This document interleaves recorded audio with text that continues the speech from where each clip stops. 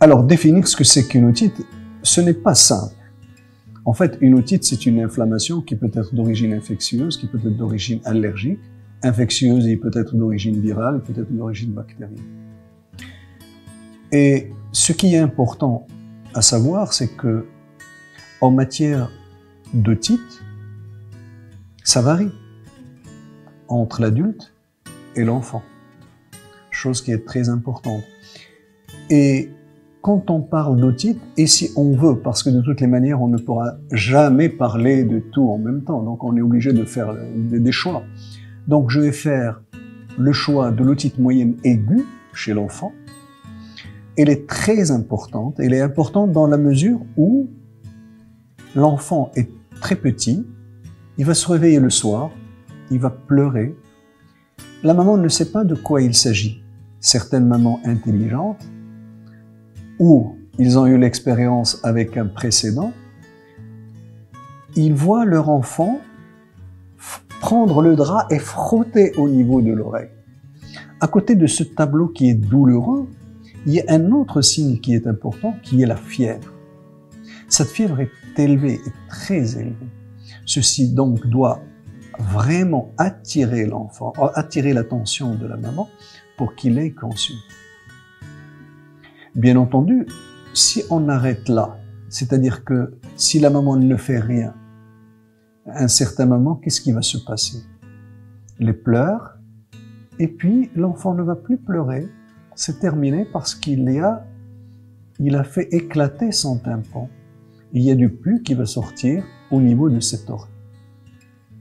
Donc le but, c'est que la maman découvre, qu'elle aille voir un ORL, qui va trouver une otite moyenne aiguë et qui fera ce qu'on appelle une parasynthèse. Une parasynthèse, c'est comme crever un abcès, mais cet abcès est au niveau de l'oreille moyenne. Donc ça, je dirais que c'est mon premier choix. Le deuxième choix est l'otite séromuqueuse. C'est quoi l'otite séromuqueuse? L'otite séromuqueuse n'est pas infectieuse, beaucoup plus inflammatoire. Alors cette otite séreuse, nous savons tous que l'oreille, ou nous ne savons pas, que l'oreille communique parfaitement avec les fosses nasales par un élément qu'on appelle la trempe d'Eustache. Alors pour des raisons, certaines raisons on les connaît, d'autres on ne les connaît pas, cette trempe d'Eustache va se boucher. Alors quel est le rôle de cette trempe d'Eustache? En fait, cette trempe d'Eustache, il fait deux choses. Il va aérer l'oreille moyenne et il va évacuer l'oreille moyenne parce que l'oreille moyenne fait des sécrétions. Donc ces sécrétions vont être évacuées. À partir du moment où cette oreille et cette trempe est bouchée, ces sécrétions n'ont plus où aller. Donc ils vont s'accumuler. Premier élément. Donc on va se trouver avec une oreille moyenne pleine de liquide. Normalement, cette oreille moyenne, elle est pleine d'air. Et c'est pour ça qu'on entend facilement.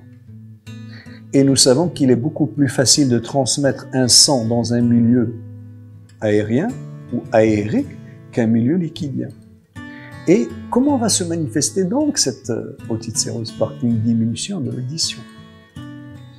Et c'est l'enfant qui va avoir soit un retard scolaire, devant la télévision, il va augmenter le son, il va augmenter la radio, il va répondre mal aux questions. Et là, il faut être très vigilant parce qu'il faut faire le diagnostic très vite pour qu'on puisse traiter.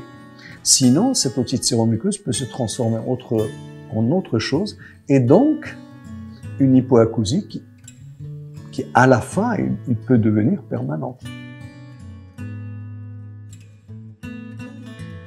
Le traitement, généralement, on fait un traitement médical. Quand ça ne marche pas, le traitement médical, ou que la perte auditive est très importante, on fait ce qu'on appelle des drains transtympaniques.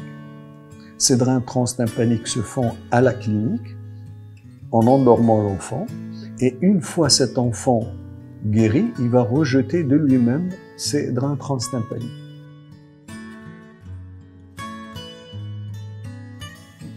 Il y a ce qu'on appelle l'otite cholestéatomateuse.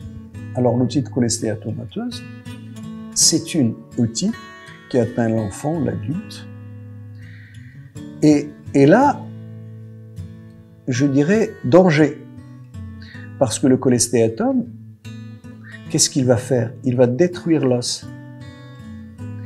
Et nous savons qu'au niveau de l'oreille, nous avons des éléments très nobles. Nous avons le nerf facial, nous avons le sinus sigmoïde, nous avons un certain nombre d'éléments qui sont très importants, et nous avons aussi les osselets, c'est-à-dire le groupe avec lequel on entend. Et ce cholestéatome, il va détruire tout ceci. Alors, si on ne fait pas attention, si on ne découvre pas ça à un stade précoce, il y a des risques de complications. J'ai déjà parlé des troubles de l'audition, il y a aussi la paralysie faciale, mais il y a aussi des complications cérébrales, l'abcès du cerveau, thrombophlébite du sinus, pour ne dire que cela. Alors, un des signes les plus importants, c'est que la personne a un écoulement au niveau de l'oreille. Cet écoulement a une caractéristique. Il n'est pas très abondant, mais il est très fétide, ça sent très mauvais. Et ceci devra nous amener à faire ce diagnostic. Alors, généralement, une otite à répétition, il y a des éléments qui doivent être précisés. Est-ce que c'est aigu? Est-ce que c'est chronique? Si c'est, je dirais, aigu, ça survient de façon aiguë, il faut chercher à l'école. Est-ce qu'il y a quelqu'un qui est à l'origine de cette infection? Est-ce que c'est une otite séromuqueuse? Il faut chercher s'il y a une cause locale au niveau de cette partie. Si c'est une otite cholestéatomateuse, il faut la trouver et la traiter.